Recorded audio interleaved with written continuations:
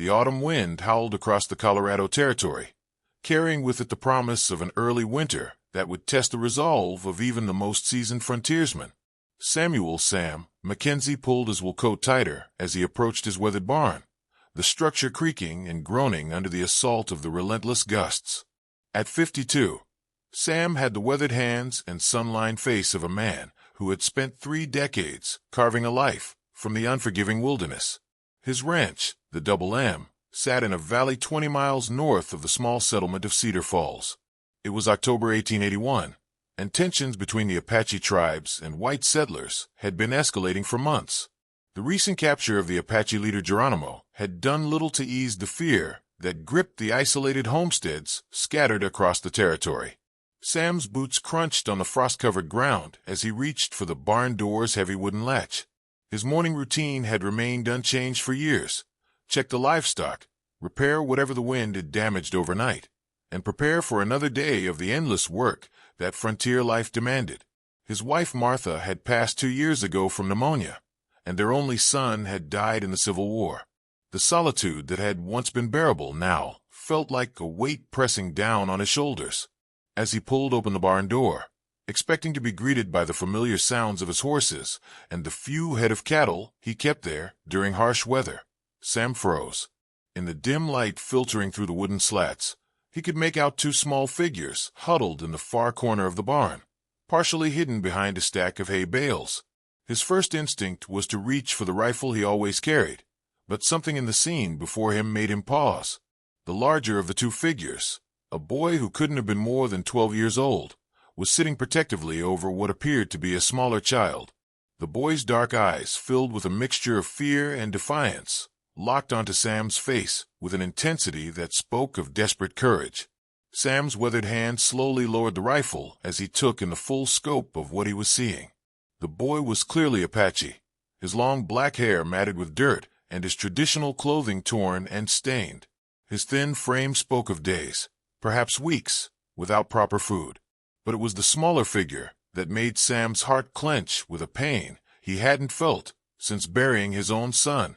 The girl, who couldn't have been more than 8 years old, lay motionless beneath a tattered blanket that the boy had carefully arranged around her. Her face, peaceful in death, bore the same delicate features as her protector.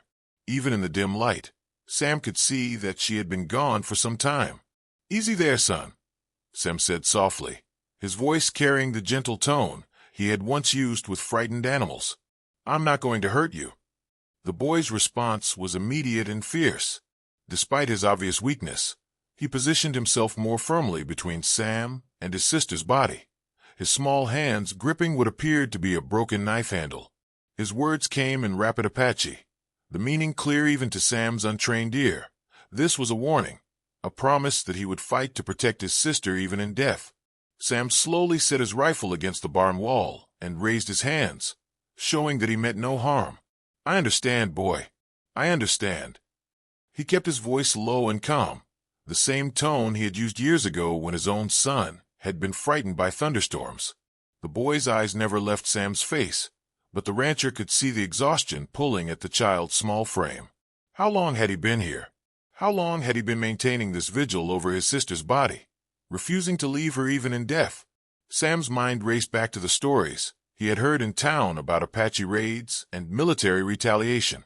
The cycle of violence that had claimed so many lives on both sides seemed to have caught these 2 children in its deadly grip. But looking at the boy's fierce protectiveness and the gentle way he had arranged his sister's body, Sam saw not an enemy, but a child who had lost everything and was clinging to the only thing he had left, his duty to protect his sister. "You're starving, aren't you?" Sam asked, though the answer was obvious in the boy's hollow cheeks and the way his clothes hung loose on his small frame. "What did you last eat?" The boy's only response was to shift slightly, ensuring that his body completely blocked access to his sister. His dark eyes burned with a fever that could have been illness, determination, or both. Sam slowly reached into his coat pocket, his movements deliberate and non-threatening. He pulled out a piece of hardtack and a small chunk of dried beef, part of the lunch Martha used to pack for him, and that he still carried out of habit. He placed the food on the ground between them and backed away several steps. "That's for you," he said simply. No strings attached. The boy's eyes darted between Sam and the food, his internal struggle visible on his gaunt face. Hunger warred with suspicion, and Sam could see the exact moment when the boy's basic survival instincts overcame his fear. Small hands darted out to grab the food, and the boy began eating with the desperate efficiency of someone who had been starving for days. As the boy ate, Sam got his first clear look at the girl. She had been beautiful in life, with delicate features and hair that had been carefully braided in the Apache tradition. Someone, undoubtedly her brother, had taken great care in preparing her body, arranging her hands across her chest and covering her with what appeared to be a blanket taken from their family's belongings. The sight struck Sam with unexpected force. This wasn't just death, it was love. This boy had performed the sacred duty of caring for his sister in death, maintaining a vigil that spoke of devotion and honor that transcended cultural boundaries. In that moment, Sam saw past the fear and prejudice that had divided his people from the Apache tribes for so long.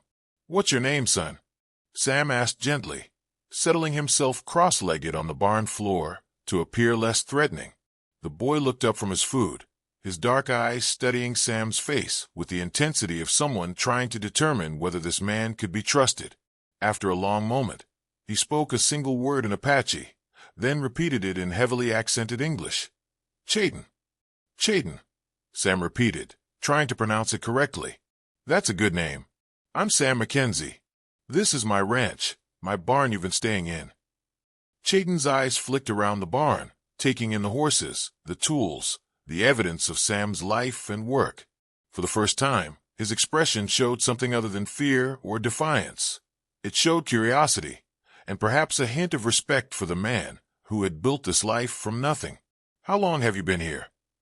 Sam asked, though he suspected he already knew the answer from the boy's condition. Chayton held up 4 fingers, then pointed to the sky and made a circular motion. "4 days. 4 days of maintaining this vigil. 4 days without food. 4 days of a child shouldering a burden that would have broken many grown men." Sam felt a surge of admiration for the boy's courage and determination. "You've been taking good care of her," he said, gesturing respectfully toward the girl. "She's lucky to have a brother like you."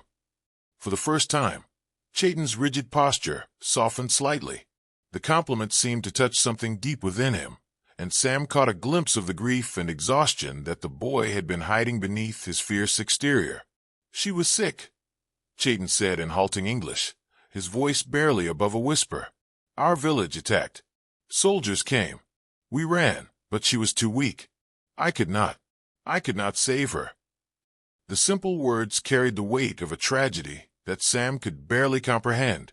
These children had been caught in the crossfire of a conflict they had never asked to be part of, their lives shattered by forces beyond their control or understanding. "You did save her," Sam said firmly. "You stayed with her. You protected her. That's what brothers do." Chayton's eyes filled with tears that he quickly wiped away, but not before Sam saw the depth of pain that the boy had been carrying. In that moment, Sam made a decision that would change both their lives forever. "Listen to me, Chayton," Sam said, his voice gentle but firm. "I know you don't have any reason to trust me. Your people and mine have been fighting for a long time, but I'm not your enemy. I'm a man who understands what it means to lose family, and I can see that you're a boy who needs help." Chayton's eyes searched Sam's face, looking for any sign of deception or threat. What he found there was something he had almost forgotten existed: genuine kindness from a stranger. "I want to help you," Sam continued. "But first, we need to take care of your sister. She deserves a proper burial, and you deserve to say goodbye to her in the right way. Will you let me help you do that?" The question hung in the air between them, representing far more than just practical arrangements. It was an offer of trust, of bridge building across a divide that had seemed unbridgeable. Chayton's response would determine not just his immediate fate, but the beginning of a relationship that would challenge everything both of them thought they knew about their peoples and themselves. As the wind continued to howl outside the barn, 2 representatives of warring cultures sat in the dim light, separated by fear and prejudice, but united by their shared humanity and the universal language of compassion. The choice that Chayton made in the next few moments would set in motion a chain of events that would test the courage and character of everyone involved. 3 hours later, Sam Mackenzie stood beside a freshly dug grave on the small hill behind his ranch house, watching as Chayton performed the traditional Apache burial rituals for his sister. The boy had finally agreed to let Sam help, but only after extracting a promise that his sister would be buried according to Apache customs, not the white man's traditions. Sam had spent the morning learning more about Apache burial practices than he had ever imagined possible. Chayton, despite his grief and exhaustion, had patiently explained each step of the process, his halting English supplemented by gestures and the occasional drawing in the dirt. The boy's dedication to honoring his sister properly had deepened Sam's respect for the child's character and his culture. The girl's name had been Ayanna, which Chayton explained meant eternal blossom in Apache. She had been born during the spring season, when the desert came alive with wildflowers that bloomed for only a few precious weeks before the harsh summer sun claimed them.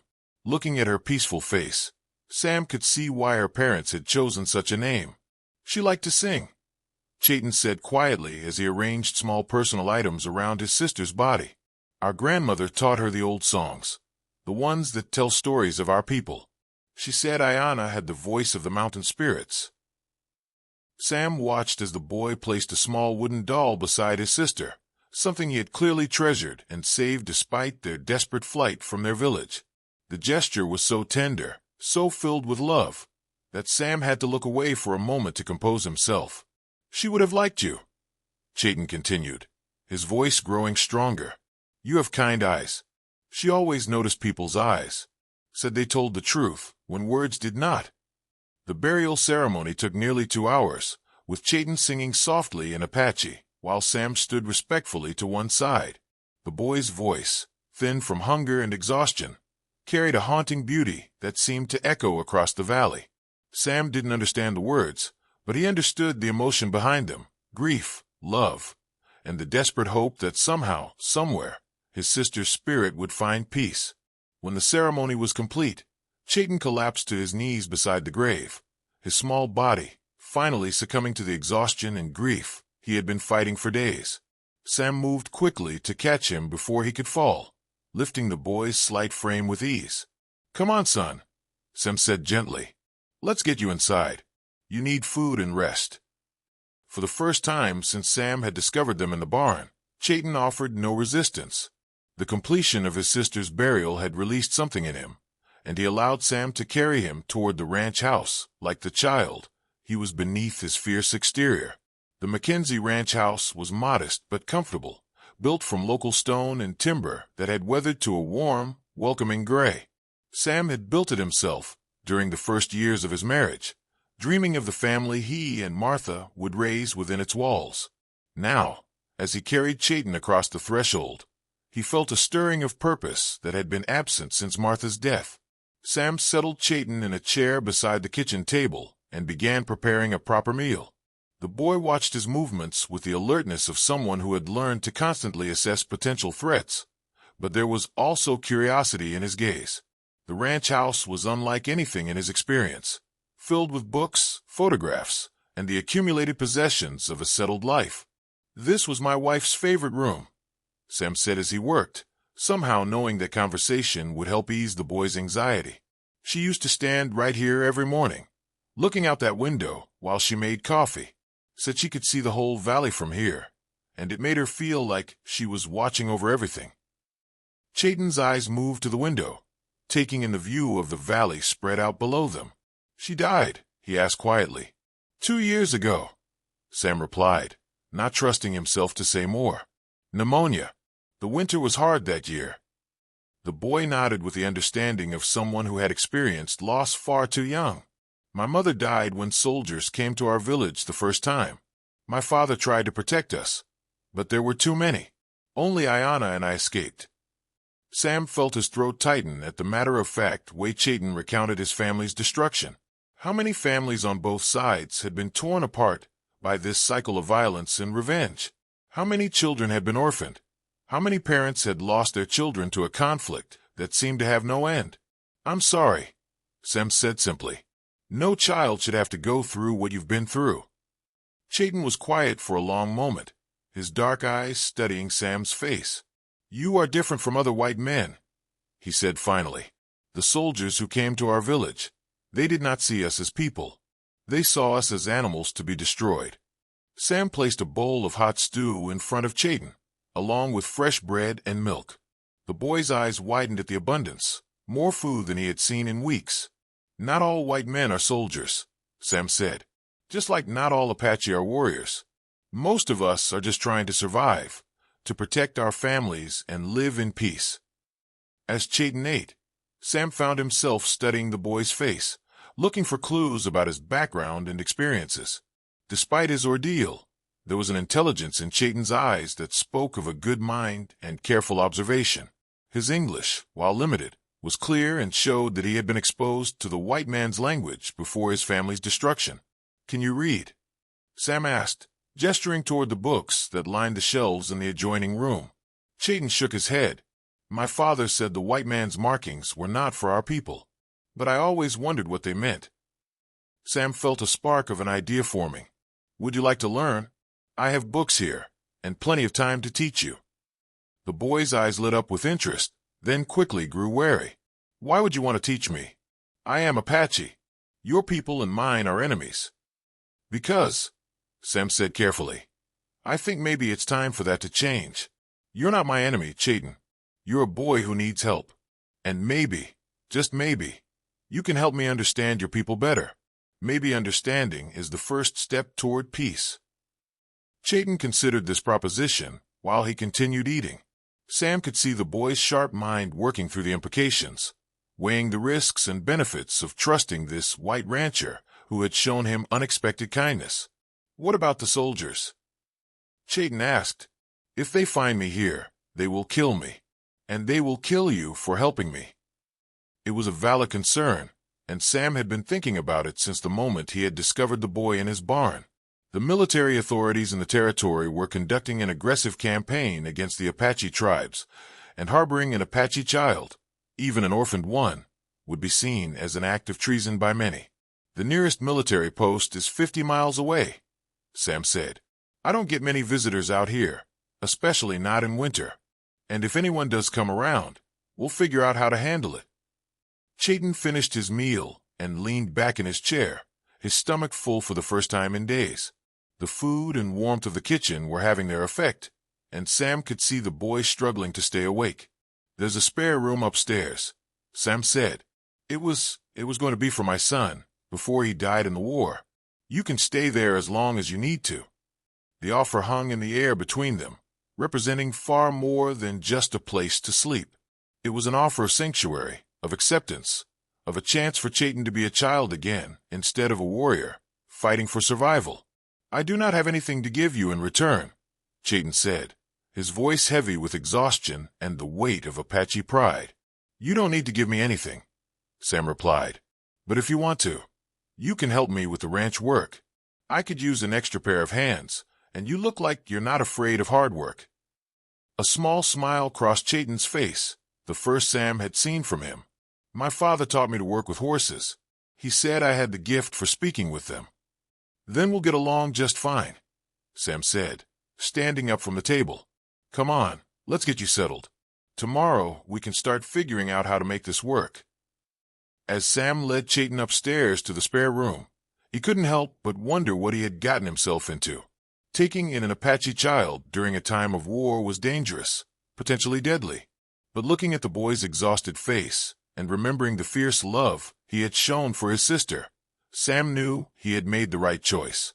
The room was simple but comfortable, with a bed, a small desk, and a window that looked out over the valley. Chayton stood in the doorway, his eyes wide with amazement at having a room of his own. "This is all for me?" he asked. "It's all for you," Sam confirmed, "for as long as you want to stay." Chayton walked slowly around the room, touching the furniture with careful fingers, as if he couldn't quite believe it was real. When he reached the window, he stood for a long moment looking out at the valley, where his sister was buried. "I will stay," he said finally, "but I must visit Ayana's grave every day. I promised her I would not leave her alone." "Of course," Sam said. "We'll visit her together." As Sam prepared to leave the boy to rest, Chayton spoke again, his voice barely above a whisper. "Thank you, Sam Mackenzie. You did not have to help me, but you did. I will not forget this kindness." Sam paused in the doorway, thinking about his own son who had died so young, about Martha, who had always believed in the goodness of people regardless of their race or background. "We all need help sometimes, Chayton. The important thing is being willing to give it when we can." As Sam closed the door and headed back downstairs, he realized that his life had just taken a dramatic turn. The lonely widower, who had been simply going through the motions of living, had suddenly found himself responsible for a child who represented everything his society had taught him to fear and hate. But as he looked out the kitchen window toward the small grave on the hill, Sam felt something he hadn't experienced in years: hope. Maybe, just maybe, this unlikely partnership between a grieving rancher and an orphaned Apache boy could prove that understanding and compassion were stronger than fear and hatred. The road ahead would be difficult and dangerous, but for the first time since Martha's death, Sam Mackenzie felt like he had a reason to fight for something more than just survival. He had a chance to make a difference, to bridge a gap that had seemed unbridgeable, and to honor the memory of his own lost family by protecting someone else's child. 2 months had passed since Chayton's arrival at the Double M Ranch, and the harsh Colorado winter had settled over the valley like a heavy blanket. Snow covered the ground in thick drifts, and the wind carried the bite of temperatures that could kill the unprepared. But inside the ranch house, a warm partnership had developed between the grieving rancher and the Apache boy, who had become far more than just a guest. Sam Mackenzie stood at the kitchen window, watching Chayton work with the horses in the barn. The boy had indeed inherited his father's gift with animals, and even Sam's most stubborn horses responded to his gentle touch and soft words. In the past 2 months, Chayton had not only learned to read basic English, but had also proven himself invaluable in the daily operations of the ranch. "Sam," Chayton called from the barn door, his breath visible in the cold air. "The mare is ready to foal. I think it will be today." Sam smiled as he pulled on his coat. The boy's English had improved dramatically, and his natural intelligence shone through in everything he did. More importantly, some of the haunted look had faded from his eyes, replaced by the curiosity and energy that should have been there all along. As they worked together to prepare for the foaling, Sam marveled at how naturally they had fallen into a routine. Chayton had proven to be not just a hard worker, but a quick learner who anticipated problems before they occurred. The loneliness that had plagued Sam since Martha's death had been replaced by a sense of purpose and companionship he had never expected to find again. "Tell me about your father," Sam said as they prepared fresh bedding for the mare. "What was he like?" Chayton's face grew thoughtful. "He was a good man, strong but gentle with his family. He taught me that courage is not the absence of fear, but doing what is right even when you are afraid." The boy paused, his eyes distant with memory. He said that a man's true strength comes not from his ability to destroy, but from his ability to protect and nurture. Sam nodded, understanding the wisdom in those words. "Your father sounds like a man I would have liked to know." "He would have liked you too," Chayton replied. "He always said that honor and kindness were the same in any language." Their conversation was interrupted by the sound of approaching riders. Sam felt his stomach tighten as he recognized the authoritative cadence of military horses. Through the barn door, he could see a patrol of 6 soldiers making their way up the snow-covered trail toward the ranch house. "Stay here," Sam told Chayton, his voice tight with tension. "Keep the horses calm, and don't come out no matter what happens." But Chayton had already recognized the sound. His face had gone pale, and his hands were trembling slightly, not from cold, but from the memories of soldiers destroying his village and killing his family. "They will kill me," he whispered, "and they will kill you for helping me." Sam gripped the boy's shoulders firmly. "Listen to me, Chayton. I won't let anything happen to you, but I need you to trust me and do exactly what I say. Can you do that?" The boy nodded, though his eyes remained wide with fear. Sam quickly led him to a small storage room at the back of the barn, hidden behind stacked feed sacks. "Stay here and don't make a sound. I'll come back for you when they're gone." Sam stepped out of the barn, just as the patrol reached the main house. The leader, a captain with cold gray eyes and a permanently sour expression, dismounted with military precision.